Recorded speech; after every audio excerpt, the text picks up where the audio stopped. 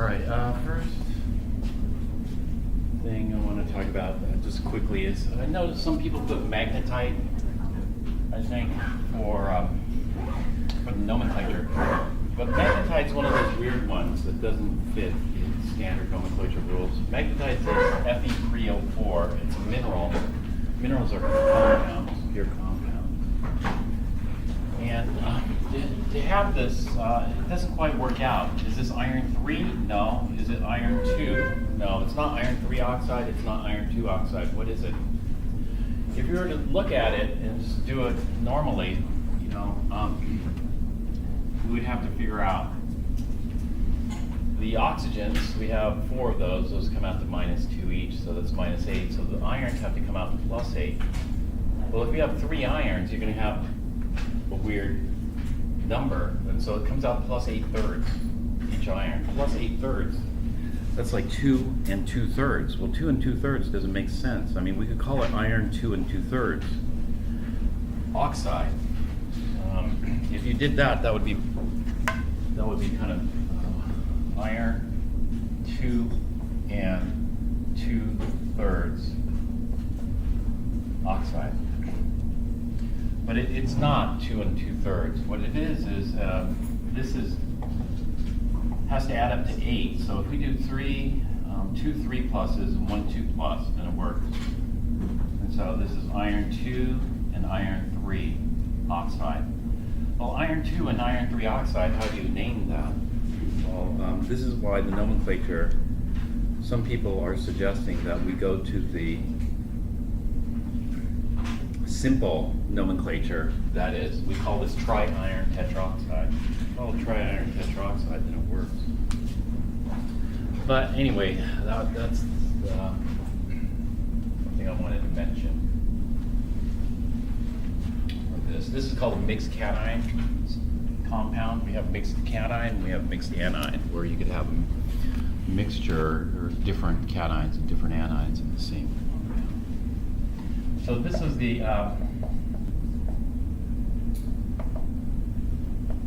single replacement. This is A plus BX. A plus BX yields AX plus B. And we compare that. So potassium's more active, sodium's less active. But, and there's a driving force for this. But this fails. Do you know why this fails? This reaction fails? No, we want to go from more active to less active. That's what we want to do. We want to go from more active to less active. So this reaction looks good, and yet it failed. We predict this should work, but it doesn't work. It doesn't work because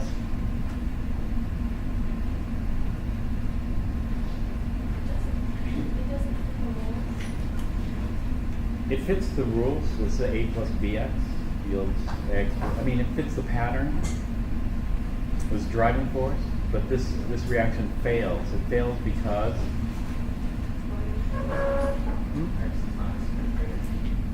X is a spectator. X is a spectator in this reaction. Sometimes if X is not a spectator, then it's going to fail. But chloride, how do I know X is a spectator? Because is chloride very reactive?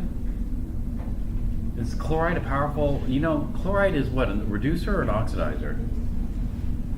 It's a reducer. Reducers supply electrons. Electrons, that's the fuel, you know. So the fuel. Is chloride a very good reducer? No, it's a pretty bad reducer. You know, I mean, are chlorides flammable? Like, for example, potassium metal is flammable. Is chloride flammable? Mm-hmm. Have you ever tried to burn sodium chloride? Easy to burn? No. chloride is not very reactive. So chloride's a spectator no matter which way we do this. The reason that this fails is because, well, chloride spectator, tell me the roles. Who are the actors in this reaction? Because what I do is I look at this. I know this is going to fail because I see the actors. The actors are what?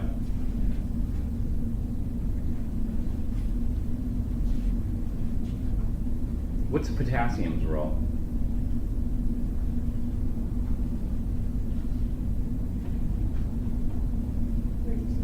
Reducing agent. And that's an excellent role for potassium. It's an excellent role for potassium because potassium is a fantastic reducing agent. In fact, it's the, what number is it? It's number 2. Potassium, no problem. So it's not going to fail because potassium. It's not going to fail because potassium. I know potassium is an excellent reducing agent. It's just the other role I worry about. What's the other role? You have a reducing agent, you have a oxidizing agent. Who's playing the role of oxidizing agent?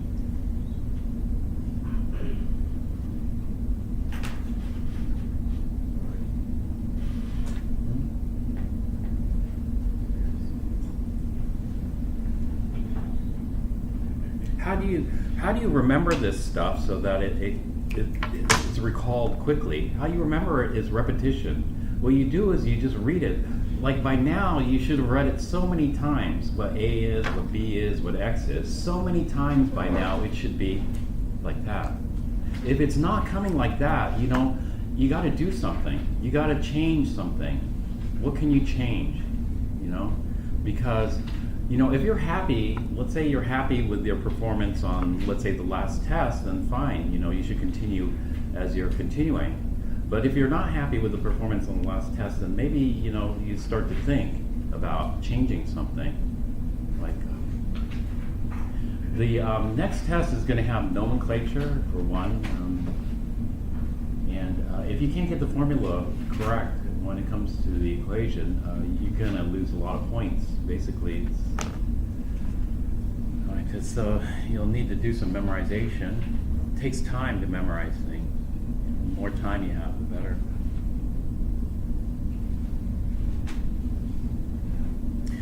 Actually, you know what? Best thing is play it safe. The safe thing is don't even bother doing single replacement. If you can't answer those questions, then don't do single replacement because you're going to get yourself in trouble. Right? And so what's a safe way of doing this? The safe way would be what Isabella was doing, which is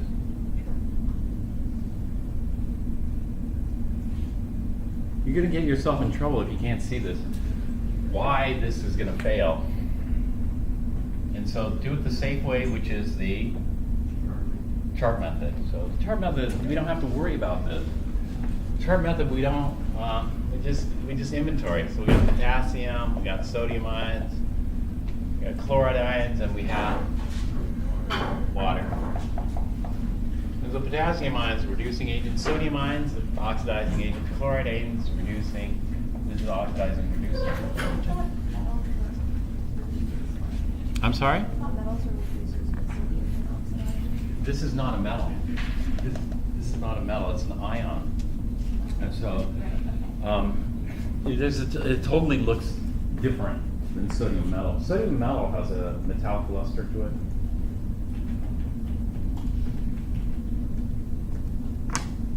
This is what sodium metal looks like. But when we look at sodium chloride, it looks totally different. This freshly cut sodium metal. Like, for example, sodium ions in sodium chloride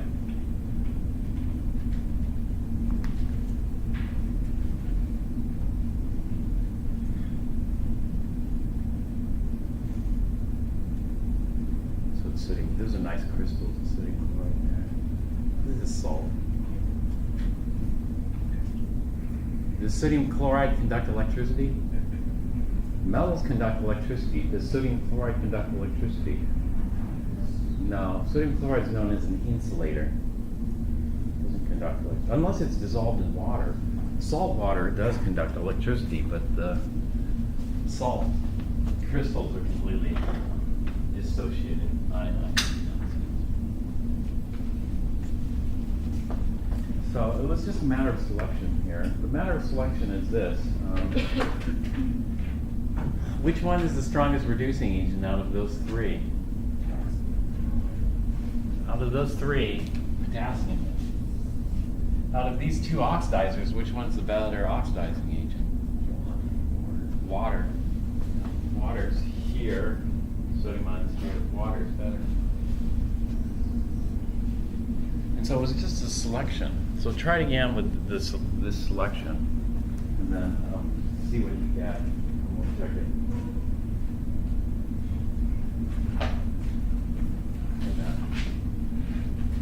So again, if you can take a risk. You can do single replacement's nice because it's a simple pattern, A plus BX. You don't have to worry about that risk with Krapelici, because what Krapelici does is he doesn't give you any of the exceptions. Everything's going to work because they filtered out. They filtered out the troublesome ones.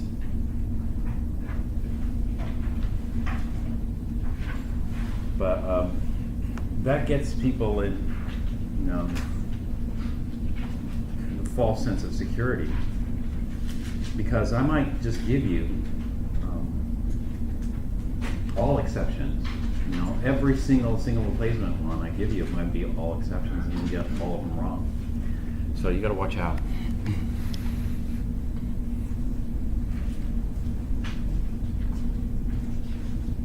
So even though the chart method is not any good, a lot of people say the chart method is too difficult. But what exactly is too difficult about the chart method? Of course, single replacement is easier, but it's a false sense of security because single replacement is more difficult. Like I just asked you, why does this fail? You can't tell me why it fails. It's more difficult then. It's easier if you just don't know, right? It's more difficult if you know. It fails because there's exceptions, right? And we should memorize. Yeah, and so what's the exception here? Why did this one fail? How did I have a clue this one was going to fail? I already had a clue this one might fail. Two clues.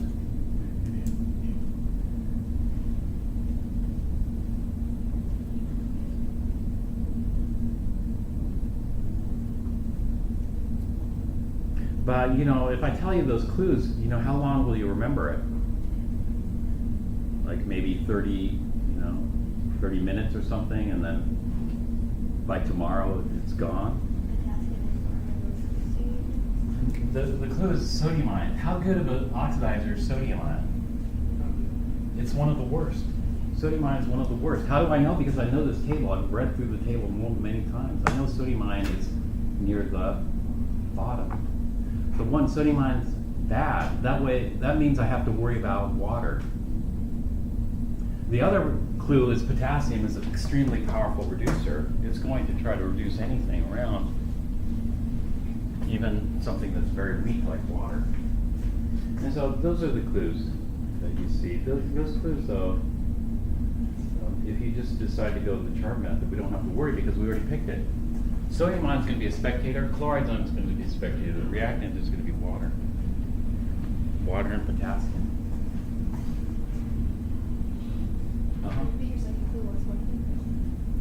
The first clue is sodium ion is one of the worst oxidizers.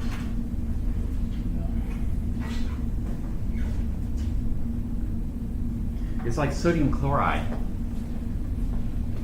Well, sodium ion is one of the worst. So let's say you ran out of bleach, sodium hypochlorite. I ran out of bleach, which is sodium hypochlorite. Sodium chloride sounds similar. Can I use sodium chloride instead of sodium hypochlorite? So I'm going to go to the washing machine and dump in a whole bunch of sodium chloride instead of sodium hypochlorite because, well, no, because sodium ion, that's such a bad oxidizer. We don't think of sodium chloride as being an oxidizer at all, table salt.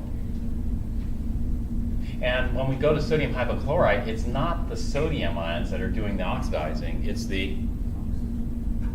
not the oxygen, it's in fact, as I asked you, what is the oxidation state of chlorine in hypochlorite?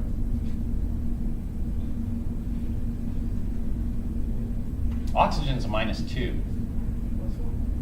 Chlorine must be a +1. +1 minus 2 gives us a net -1.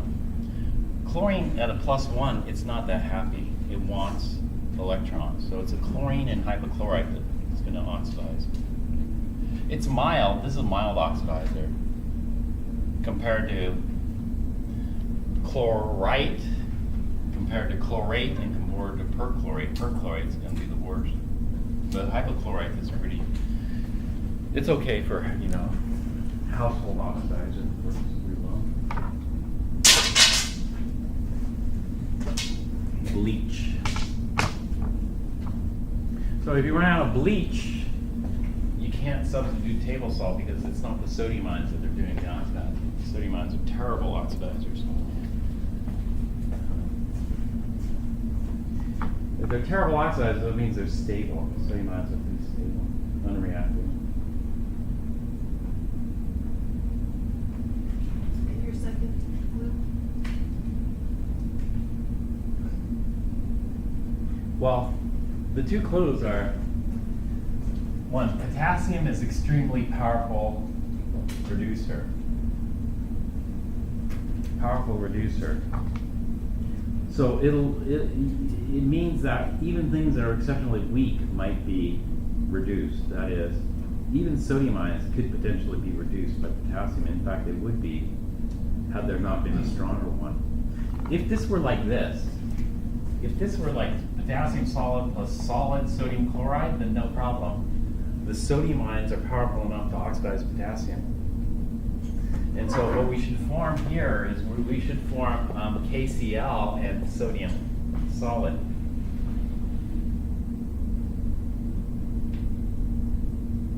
That's what should happen. But there's something more powerful around than sodium ions. When there's water present, that is water. Water oxidizes.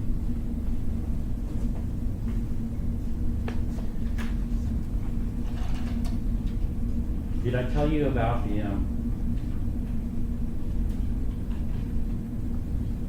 500-gram stick of potassium? I think it was 500 gram. 500-gram stick of potassium In the swimming pool? in the swimming pool. Yeah.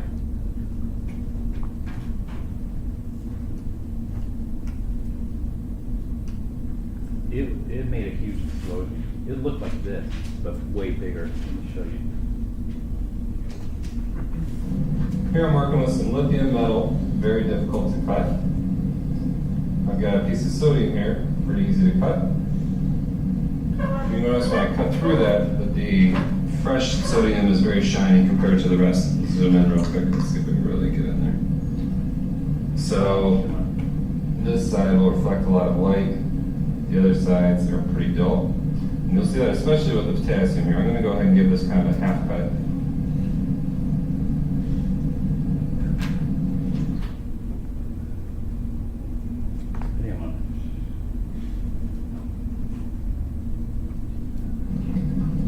Here I'm working with some lithium, very difficult to cut. I've got a piece of sodium here, pretty easy to cut. You notice when I cut through that the fresh sodium is very shiny compared to the rest. Zoom in real quick, let's see if we can really get in there. So this side will reflect a lot of light. The other sides are pretty dull. And you'll see that especially with the potassium here. I'm going to go ahead and give this kind of a half cut.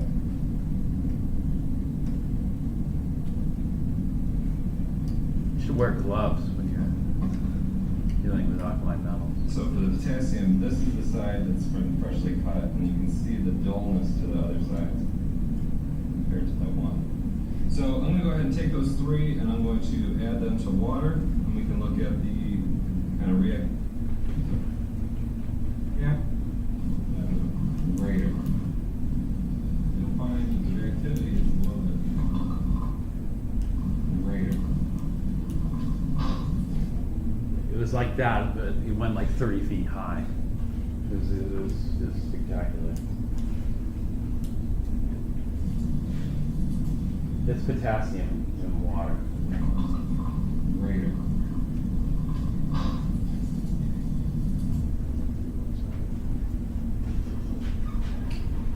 So it turns out that this is a trick problem because sodium chloride is a spectator. It's not, there's no reaction with sodium chloride. Sodium chloride is a spectator. It's those reactions with potassium and water. But we wouldn't have been fooled if we just remember water's potential reactant.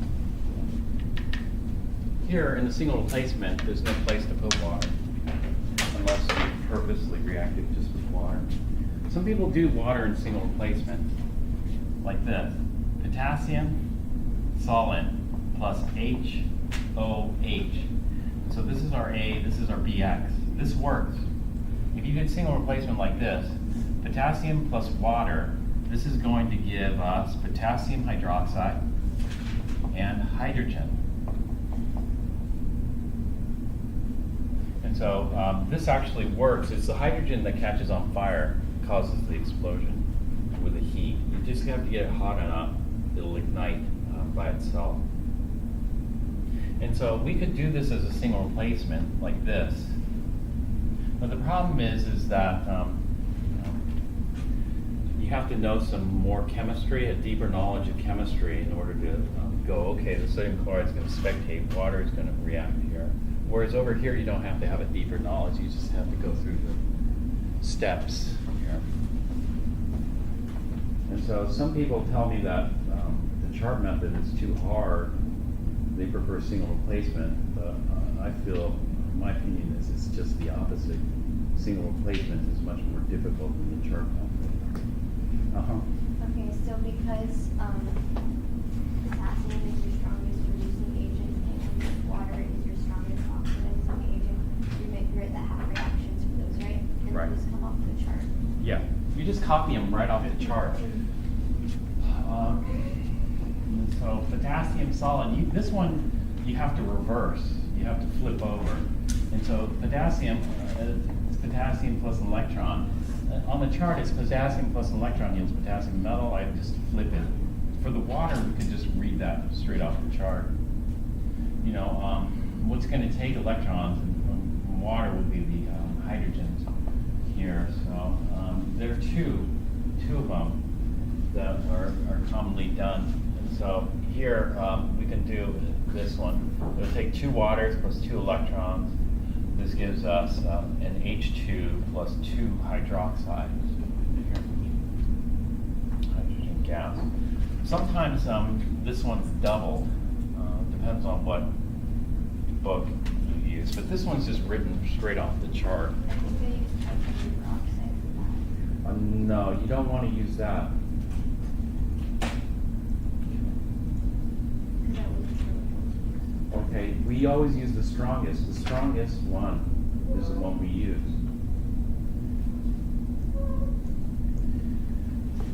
Now, which one's the strongest oxidizer? Fluorine's the strongest oxidizer. So water's going to be the oxidizer. So we start off with fluorine, and then we'll just work our way down. Hydrogen peroxide is number 4 on this list. Hydrogen peroxide is a very powerful oxidizer.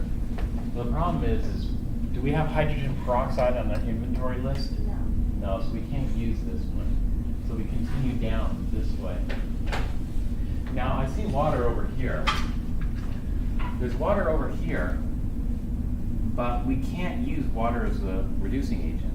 Why? Because there's a much more powerful reducing agent present. The much more powerful reducing agent is potassium. So if you had a competition between potassium versus water, potassium is going to win.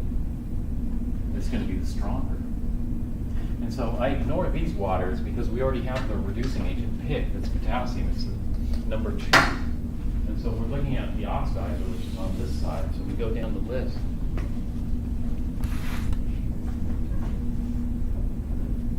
And I see it. Oh, it's actually water. Isn't water the worst oxidizer on the chart? Some people, this happens to me every semester. Somebody comes and asks me about water. They're confused. You know, water is the worst because it's at the bottom, but they're confused because, and so they ask me what to do with water, but I tell them I can't tell them. I can't tell them because it's a test. You can ask me before the test, you know, it's no problem, but don't ask me during the test, that's a problem. But every semester for the last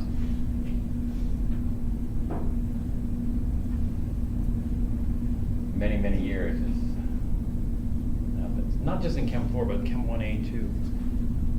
Chem 1A, I always get this question. And so I just, you know, water, we position it. Where do we position water? Between zinc and aluminum. So it's stronger. So I just copied it off. 2 water plus 2 electrons yields hydrogen plus 2 hydroxide. I don't have to have it. I do have it. I know the reaction because I use this all the time. And so when we do this, I'm going to multiply the top one by 2. That gives me 2 electrons here, and the bottom one I just leave as is. And so the net reaction is 2 potassium solids plus 2 waters. It's everything. The 2 electrons will cancel. Yields potassium ions plus hydrogen gas plus 2 hydroxide. This is the net ionic equation. Now, if I compare these two, take a look. They're the same. See that? This is just the complete. That's the net. That's the same. The driving force, we'd say, is different though. This one we'd go from stronger to weaker. The stronger, or the more active is potassium, less active is hydrogen. So potassium is more active than hydrogen. Over here, we go stronger reducer to weaker reducer, hydrogen and hydroxide. Stronger oxidizer, water, weaker oxidizer, potassium ions. So there's a driving force for both. And so this is an option, but this option you'd have to know, you know, water is going to be a better reactant than sodium chloride.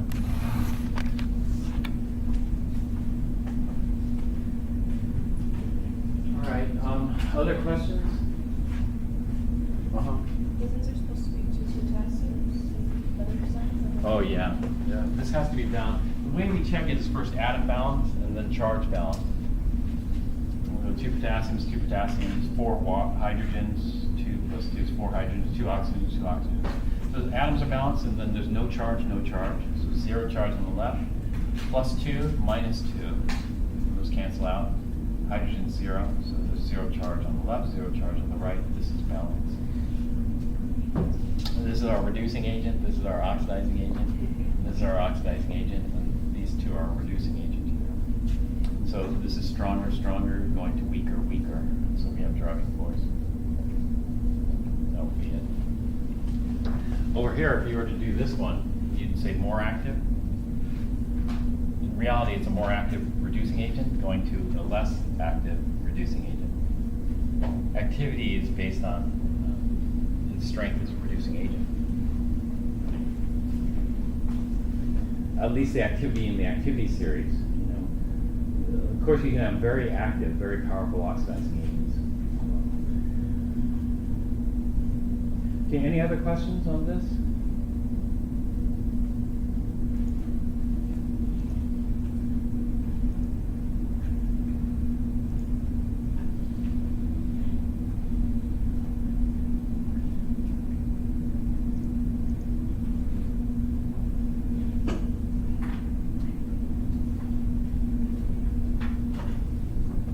Let's look at the chapter 10 problems.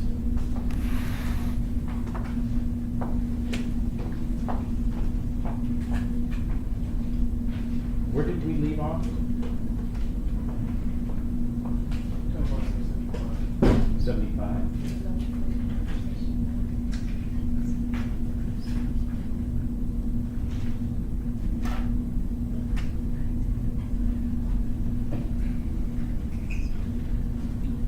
Did we just start it? Or did we finish it? We finished that one.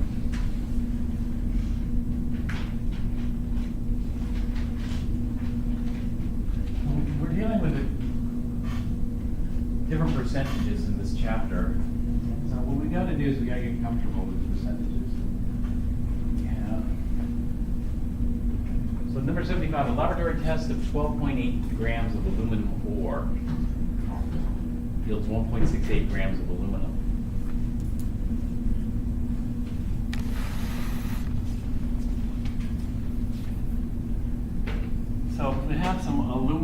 ore here. And we have 12.8 grams. Eventually, this laboratory test yields 1.68 grams of aluminum solid.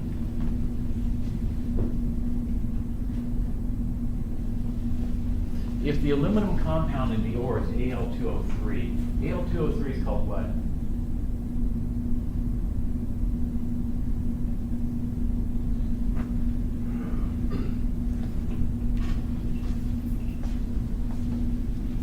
Al2O3.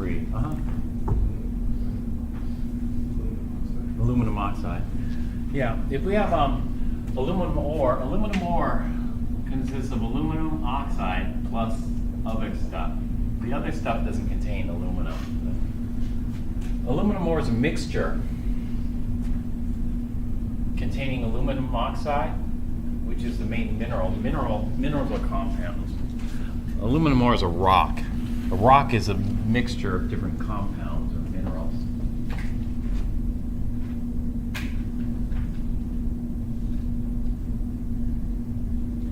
Okay, and it is converted to the pure metal by the reaction. So all the aluminum ore here is processed, and only the aluminum oxide reacts. The aluminum oxide that is contained within the ore reacts with 3 carbons here. 2 aluminum oxides plus 3 carbons yields 4 aluminum solids plus 3 CO2 gas. What is the percent aluminum oxide in the ore? So here, the percent aluminum oxide in the ore is equal to the grams of aluminum oxide over the total grams of ore times 100%. So this is the percent aluminum oxide in the ore. Well, we know what the total grams of ore is, so we're going to have the grams. We don't know what the grams of aluminum oxide is. So that's an unknown. The total grams of ore is 12.8 grams. Times 100%. And so we're trying to figure out the percent composition of this ore in terms of aluminum oxide. What percentage of this ore is aluminum oxide? So we need the grams of aluminum oxide. Grams of aluminum oxide we can get from stoichiometry. You know, that's our end point, grams of aluminum oxide. We're going to get that from moles of aluminum oxide, but how do we get the moles of aluminum oxide? The moles of aluminum oxide we're going to get from this. Here, we figured out that there's going to be 1.68 grams of aluminum produced. So over here we'll put in 1.68 grams of aluminum solid. And so this is our grams of A. Then we're going to go from grams of A to moles of A. So grams of aluminum to moles of aluminum, moles of aluminum to moles of aluminum oxide, because all that aluminum came from aluminum oxide, and then the grams of aluminum oxide. And then once we calculate the grams of aluminum oxide, we'll plug that in here, and then we can get the percent aluminum oxide in this ore. So let's go ahead and do that. Actually, save some time. Let's see what they did here.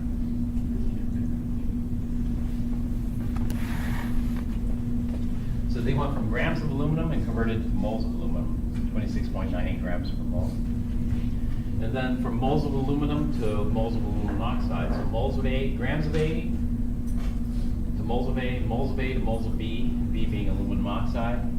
It's a 2 to 4 mole ratio from the balanced chemical equation here, 2 to 4. And then from moles of B to grams of B, using the molar mass. Molar mass of aluminum oxide is 101.96. They end up with 3.17 grams of aluminum oxide.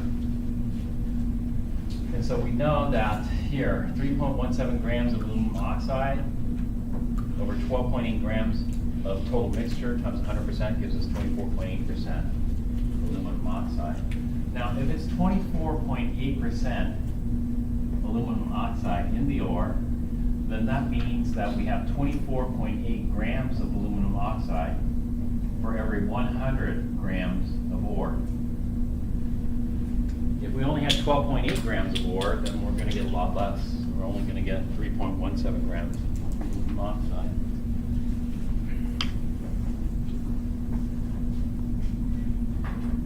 So that's trying to figure out the percent composition here, the percentage.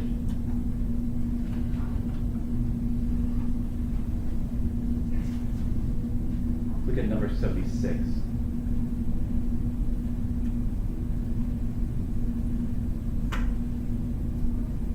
How much energy is required to decompose 1.42 grams of KClO3? KClO3, what's that called?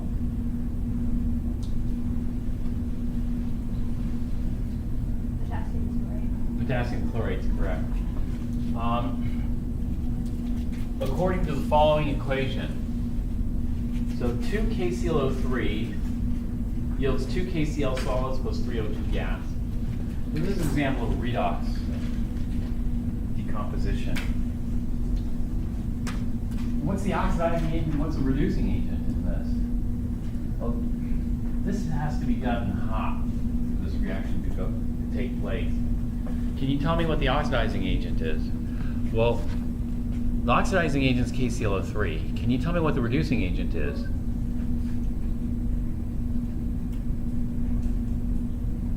The reducing agent is KClO3. And so the oxidizing agent is KClO3, the reducing agent is KClO3. So what in KClO3 is taking electrons and what in KClO3 is giving up electrons?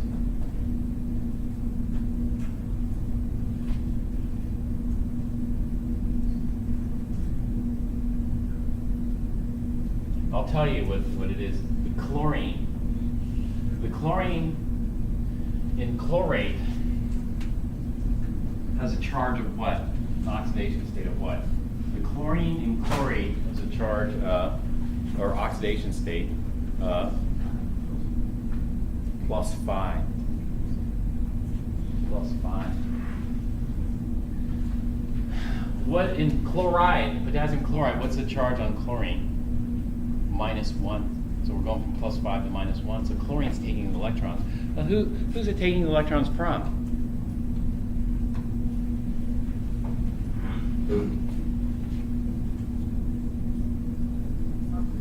Oxygen.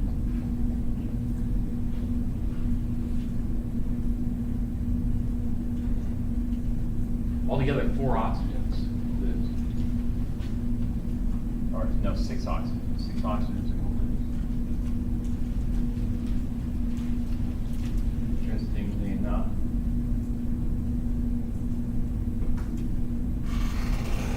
That's fine. It's taking all those electrons from oxygen. Well, this has got to, this may not, it's got to heat this up for that. 89.5 kilojoules. This is going to be endothermic. And so what are we going to do? Well, when we look at this delta H is for 2 moles of KClO3. And so we'll just start off with the energy here. The energy is, actually, no, we don't. We're going to start off with the grams of KClO3. In fact, we don't even need the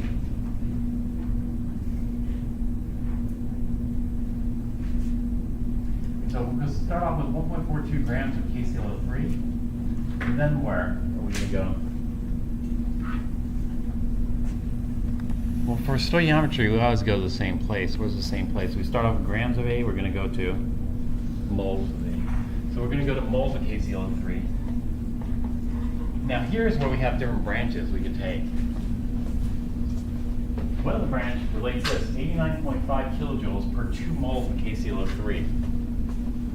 So we're going to go from moles of KClO3 to kilojoules by using this conversion factor. 89.5 kilojoules is required for every 2 moles of KClO3, potassium chlorate. And therefore, the moles cancel and go direct to kilojoules. That's what we're going to do. So this is just grams of A to moles of A, moles of A to energy. Here. We do our gram to mole conversion using the molar mass, and then mole to kilojoules using delta H. Delta H we can relate to moles of anything in the equation. Go to 0.519 kilojoules.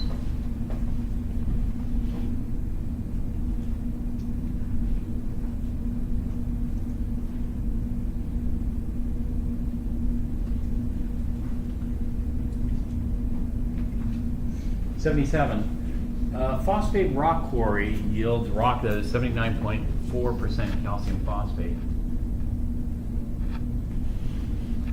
Okay, so we have rock. Rocks are mixtures of minerals, and one of the minerals is calcium phosphate. And so we got this rock that contains calcium phosphate. What's the formula for calcium phosphate?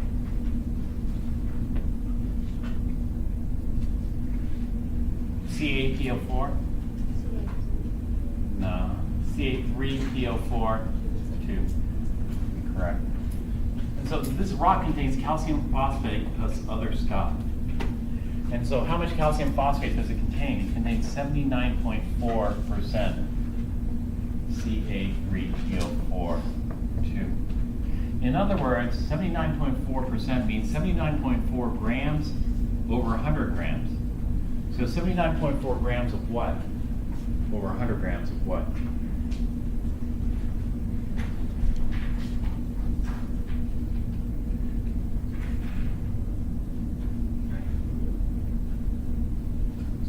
Well, that's the other percentage, you know.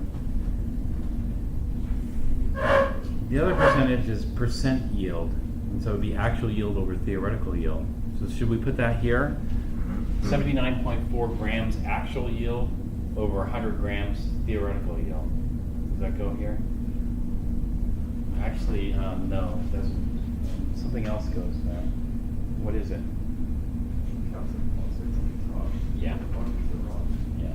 And so 79.4 grams of calcium phosphate, pure calcium phosphate for every 100 grams of rock.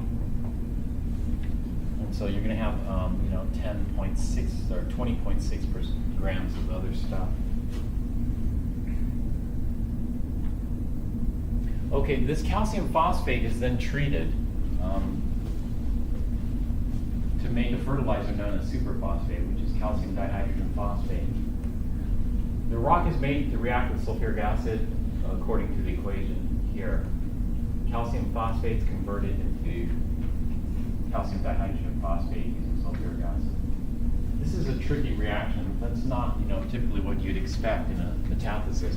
When I look at this reaction, this looks like a simple AB plus CD. AB plus CD. And so I should have gotten calcium sulfate and phosphoric acid. This is a partial metathesis. When you do a metathesis reaction, you do it to completion. This is a partial, so this is more like a Bronsted acid-base reaction. We should do partial. We aren't going to worry about it much.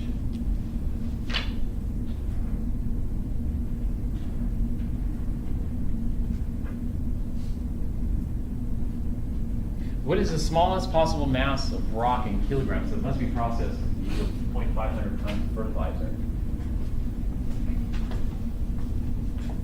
And so what we want is we want 0.500 tons of fertilizer. The fertilizer is the calcium dihydrogen phosphate. Dihydrogen phosphate's a -1, so we'll need 2 of those. 0.500 tons of calcium dihydrogen phosphate. Is that the actual yield or the theoretical yield? Or is that relevant to this problem? Is it the actual yield or the theoretical yield?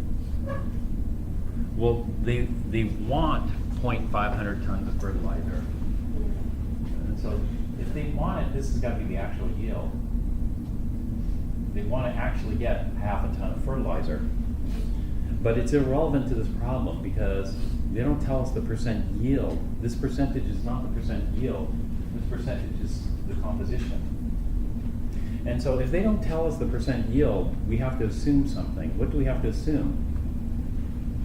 We have to assume that there is a 100% yield. That is, the theoretical yield and the actual yield are the exact same thing. And so in other words, this could be the theoretical here. We'll just treat it as theoretical, which is going to be the same as the actual. And so in theory, we're going to get half a ton of this.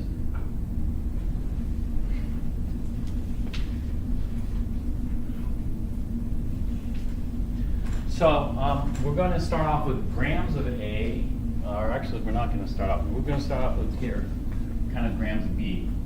And so let's do this, set it up like this. Ca3PO4 2 plus 2H2SO4 yields CaH2PO4 2 plus 2 CaSO4s. And so what we want is we want a half ton of this 3,6-6, so 0.500 tons of calcium dihydrogen phosphate. And then we're going to go from tons to pounds, 2,000 pounds in a ton. And then we're going to go from pounds to grams. 453.6 grams per pound. And then we're going to go from grams to moles. This is why, I don't like this kilomole stuff, micromole stuff, millimole stuff, because I want to go to the same target each time. The same target would be moles, gram to moles. I don't want to do kilograms. I don't want to do that because I always want the same thing, grams of A to moles of A kind of thing.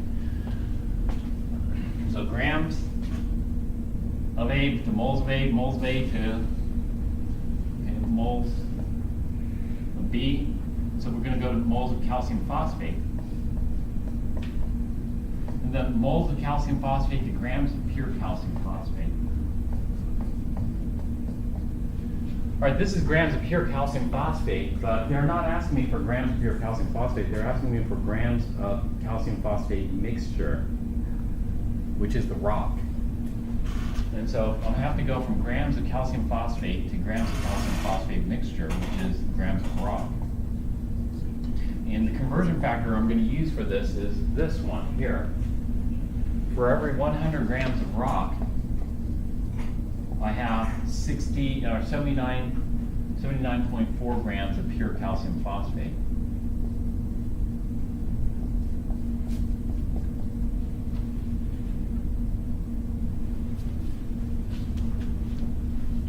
That would be the stoichiometry I do for this. Let's take a look. I did it.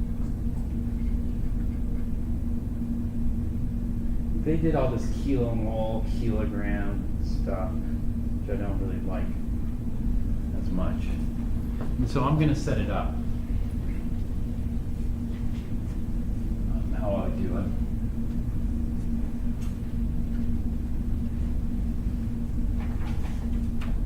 Start off with 0.500 tons of the calcium dihydrogen phosphate.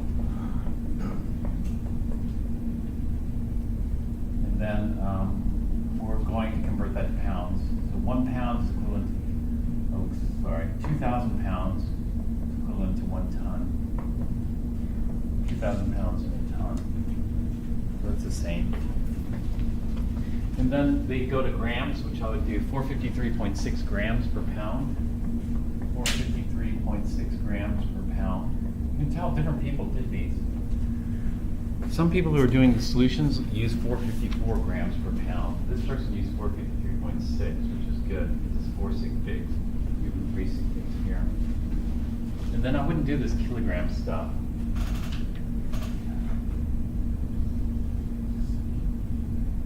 Do the kilogram at the end. Okay, and then we have grams of calcium dihydrogen phosphate to moles. And so this is it.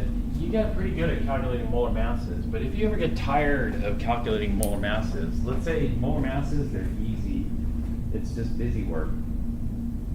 Then what you could do is you can, on Wikipedia there are a whole bunch of molar masses. So you could try looking it up.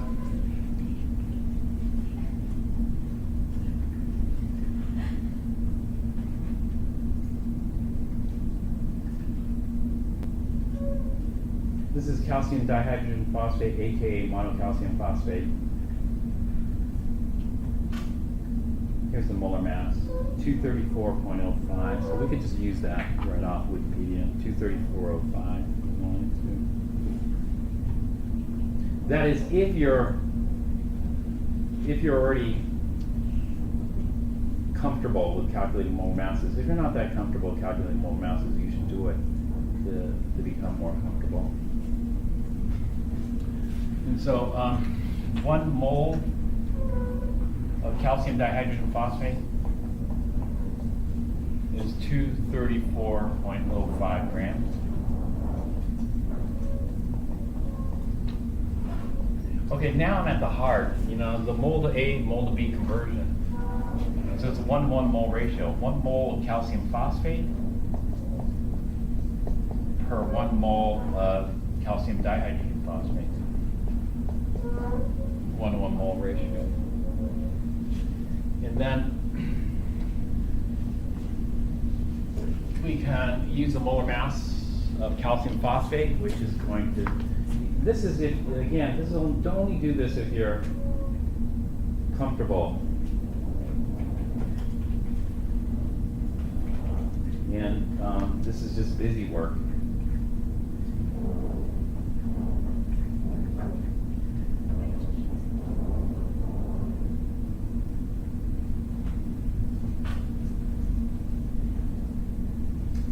It's not on Wikipedia, so we got to go elsewhere to find it. It's somewhere else. Worst case scenarios, I'll have to calculate it. But it's not too bad. I'll just copy it here. Just copy it. 310.18.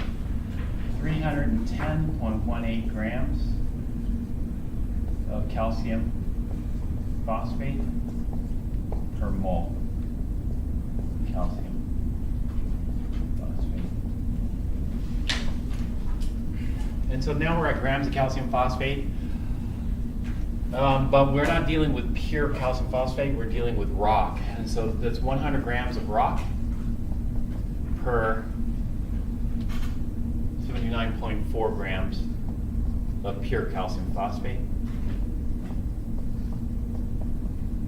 And then they don't want grams of rock, they want kilograms of rock. So we'll convert it to kilograms.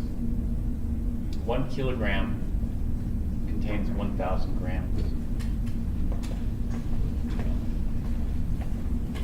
So we get 759 kilograms of rock.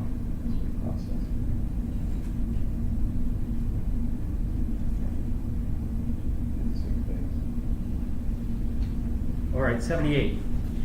Carborundum, silicon carbide, SiC, silicon carbide, is widely used as an abrasive in industrial grinding wheels.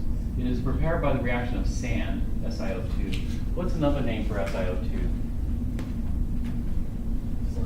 Quartz, or silicon is borderline. Silicon's a semi-metal, so you could either use the ionic nomenclature rules or the molecular nomenclature rules. And so there are 2 names for this: silicon fluoroxide or silicon dioxide. You get one of those, it's fine, with a carbon and coke. And so here's the reaction. We take our quartz plus 3 carbons, yields silicon carbide plus 2 carbon monoxides.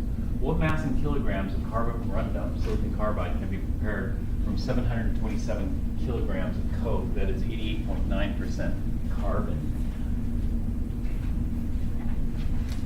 And so coke is a mixture. So if we have some coke here, it's not pure carbon, it's carbon plus other stuff. The other stuff doesn't react. We have to assume it doesn't react. And this is going to contain 88.9% carbon, 11.1% other stuff. We call the other stuff inert, so it doesn't mess anything up, hopefully. And so we're going to start off with 727 kilograms of coke. But when I look at this, when I have SiO2 plus 3 carbons, I need pure carbon for this. Yields silicon carbide plus 2 COs. And so if I start off with 727 kilograms of coke, I'm going to go to grams of coke. And then what is this? This is 88.9 grams of what over 100 grams of what? This is by mass.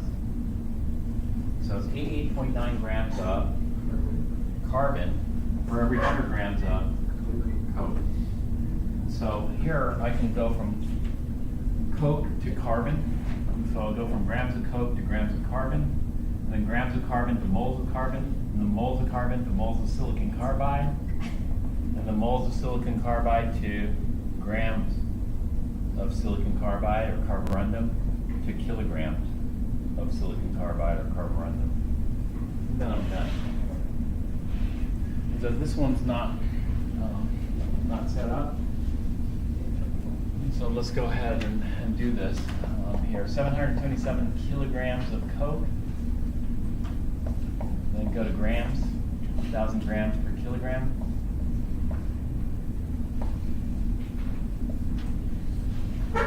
So we got grams of coke, and then 88.9 grams of carbon for every 100 grams of coke. Takes us to grams of carbon. And then we know that in a mole of carbon, there's 12.01 grams. This is moles of carbon, and then the mole ratio here. It's a 3-to-1 mole ratio. So 1 mole of silicon carbide or carborundum for every 3 moles of carbon. And then we'll need the molar mass of silicon carbide. Okay, that one should be easy to calculate. Silicon 28.09. 28.09. Carbon 12.01. It's 30.1. 30.10 grams of SiC per mole. SiC. And then finally kilograms, we're going to convert 40, right? 40. Yeah, you're right. 40, thanks. 40.10. I was just about to check it too, but I don't have to check. 40.10. And then to kilograms. So a kilogram is 1,000 grams. And that should give it to us here.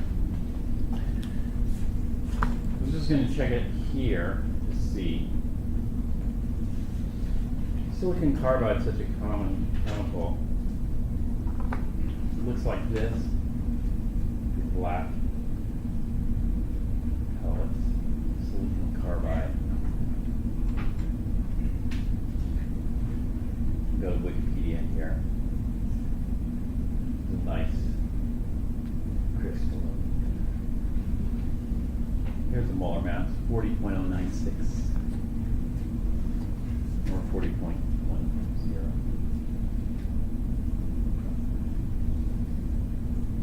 All right, that would be the setup there, and then you just do the calculation, double check the calculation. The setup would be fine. Well, let's move on, so we don't have too much time.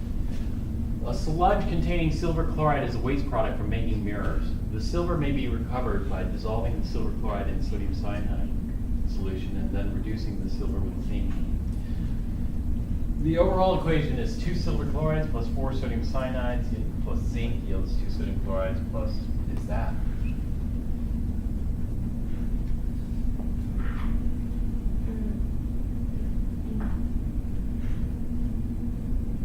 How do you name that? Well, this is an example of a mixed cation salt. You have sodium ions and zinc ion cations, just like we had the mixed cation salt earlier.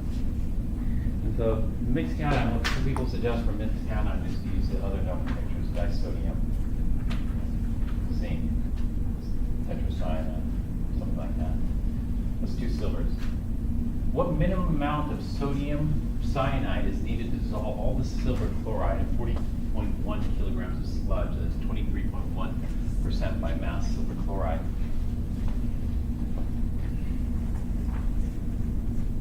And so again, we have a mixture. So the percentage is dealing with a mixture. And this mixture is called sludge in this case. And the sludge is going to consist of silver chloride plus other stuff. And we have the composition of the mixture. Sometimes we have to figure out the composition of the mixture, sometimes we're given the composition of the mixture. In this case, we're given the composition of the mixture. It's 23.1% silver chloride. And so what that means is there's 23 point, this is by mass, there's 23.1 grams over 100 grams. And so 23.1 grams of what? Over 100 grams of what?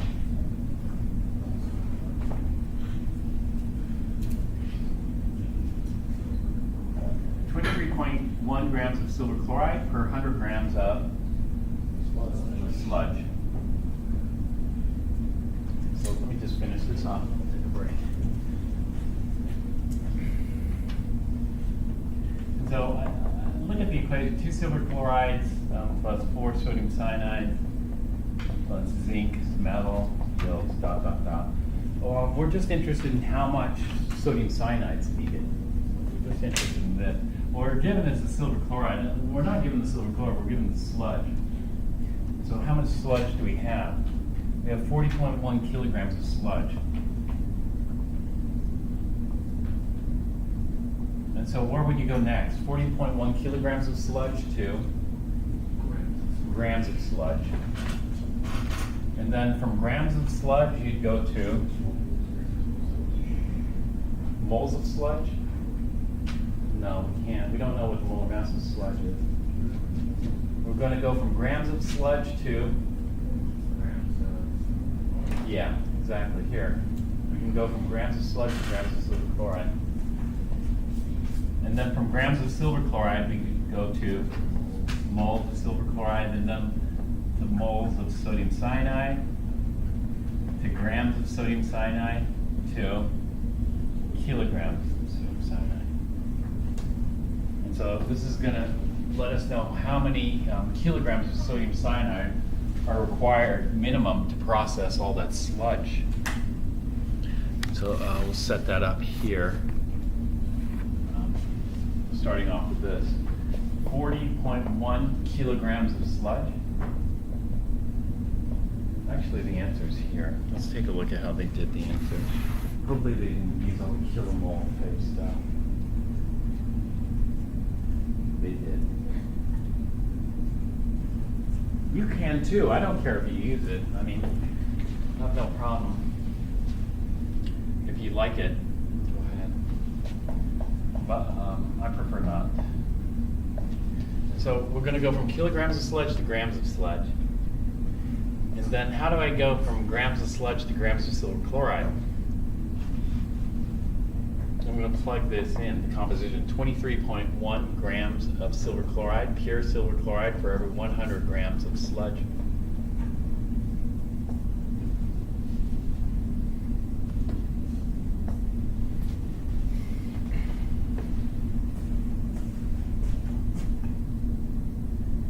So since I'm in this time-saving thing, you know what I'm going to do? I'm just going to look up the molar mass of silver chloride.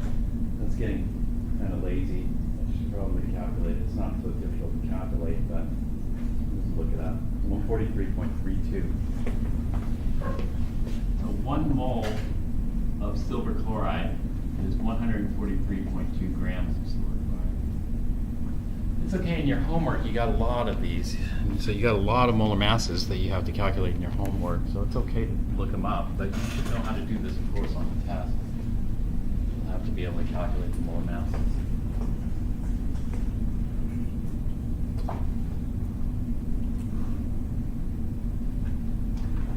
All right, so now we're at moles of silver chloride.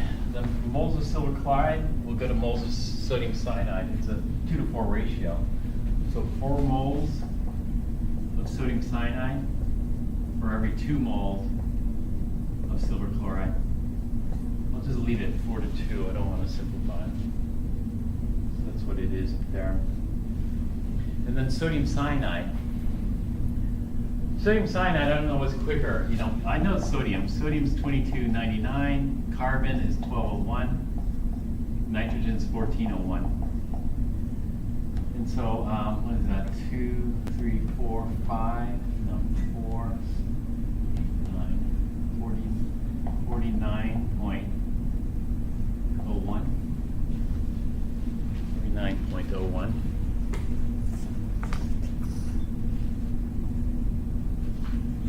is, okay, let's look it up. Sodium cyanide. I'd round it to 4901. We just want 2 decimals. 4901.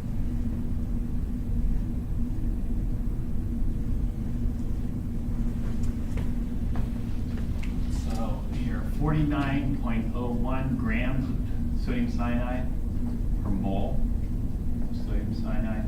And then one more conversion, and that is we need to convert it to kilograms. A kilogram is 1,000 grams. That should give us kilograms of sodium cyanide. Let's see what we get. 6.33 kilograms of sodium cyanide. And essentially the setup's the same. They skip some steps. All right, that leaves us with number 80. We'll take a break and then we'll look at number 80 next.